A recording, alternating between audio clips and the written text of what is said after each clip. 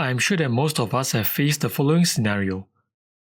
We look at a certain shape and we have no idea how to even begin. It is times like this that it would be helpful to have some sort of a thinking framework. Here is my attempt at laying out such a framework. I do realize the over-ambitious nature of such an attempt. My only hope is that this can in some small way help you in approaching your modeling in a more systematic manner. The first step is to strip the model down to its essentials. At the beginning, we would often only have a picture or a sketch on hand.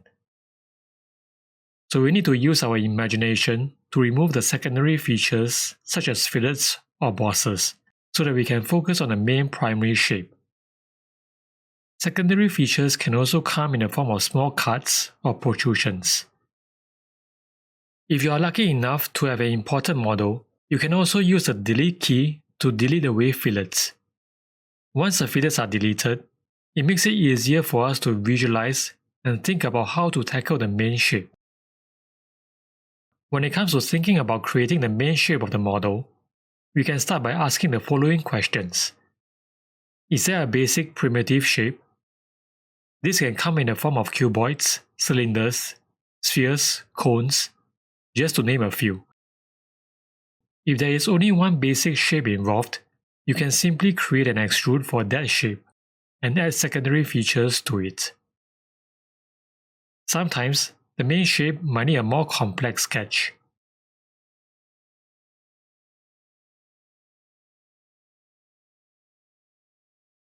There are times when you might need to add a taper angle to get the shape that you need.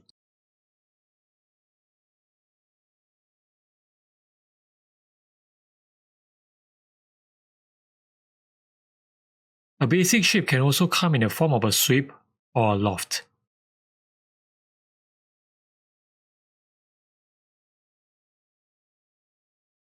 More complex models might require a combination of basic shapes.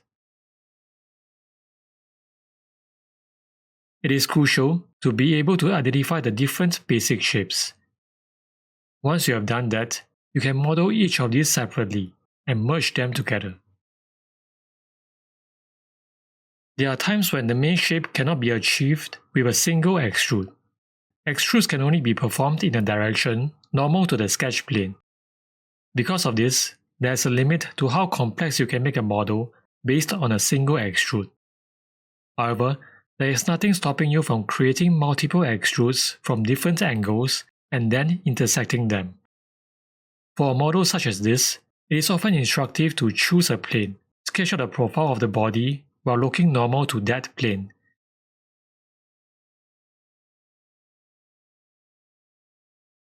And then extrude. Next, we can choose another plane and sketch out how the model looks from that plane.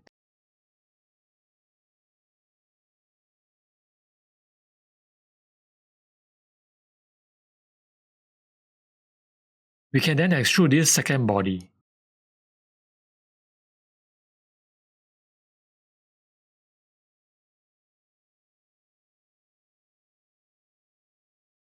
During the extrude of the second body, we can use the intersect option.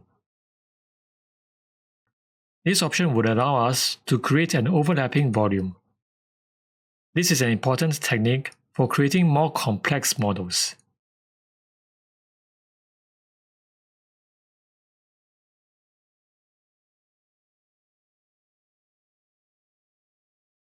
The first two steps we have talked about so far involve solid extrudes.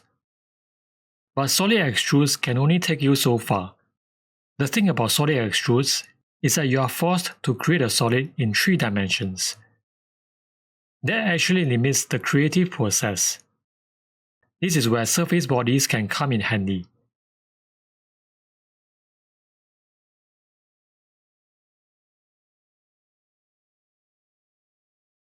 You can think of them as pieces of cloth that are infinitely thin.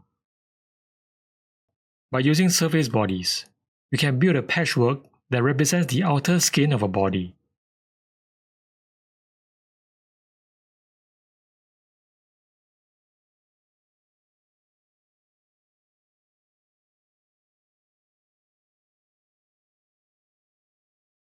Once we have created a water-type volume, we can then stitch them together and fill up the inside to solidify it. The reason why using surfaces is so powerful is that it allows you the freedom to create model geometry without imposing thickness on that geometry. Lastly, we want to take a look at thin-walled bodies or shelled bodies. These are designs that often have a consistent wall thickness throughout the model. For example, a vase or a pencil holder.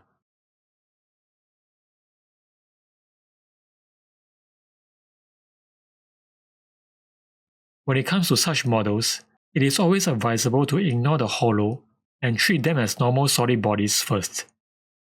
We would employ the first 3 steps to create the main shape that we need. In this case, we can identify main shapes in the form of a hemisphere and a loft. We will go ahead and create the solids and merge them together. Shading should always be the last step.